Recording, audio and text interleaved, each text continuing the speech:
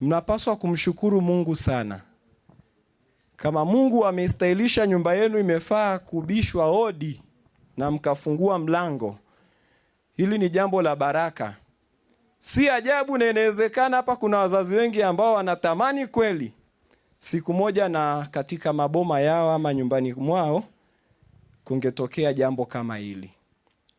Lakini hata kama halijatokea, usiogope, kwa sababu Mungu atafika pia kwenye mji wako kwa majira yake aliyoyakusudia yeye. Maana kuna saa wazazi wetu wanatushangaa, mbona huyu kijana aoe, ana shida gani? Mbona huyu binti aolewi, ana shida gani? Shida tulionao tunahitaji tu mtuombee. Mkituombea kwa Mungu, hayo majira yatafika na Mungu atafanya kile kilicho chema sana. Katika hatua hii ni hatua ambayo inahitaji kujitoa sana na inahitaji kukusudia sana, kwa sababu hadi ifike hatua ndoa inapatikana, inapita katika mchakato tofauti tofauti. Heka ziko nyingi sana.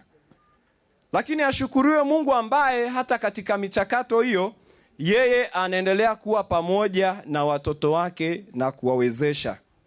Inawezekana kuna wakati mlikuwa katika mahusiano fulani, mnahusiana tu na mjua huyu ni fulani, huyu ni fulani, lakini mkaja katika mchakato mwingine wa urafiki. Na mimi ninasema urafiki ambao haujakomaa vizuri ni uhusiano tu ama ni mahusiano. Katoka katika hiyo stage na leo mnafika katika stage hii ya uchumba. Na uchumba ni kipindi ama ni muda mzuri wa kufahamiana kwa machache tu. Kitumia lugha ya mtaani, vijana mtaani wanasema mzee baba. Yule mzee baba wa Eunice anapaswa kujua ya kwamba atayajua machache tu. Na Eunice utayajua tu machache yake.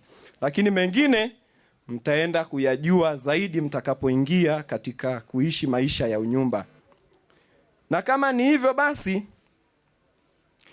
ni kipindi ambacho unaweza kufahamu nguvu ama udhaifu wa mwenzako.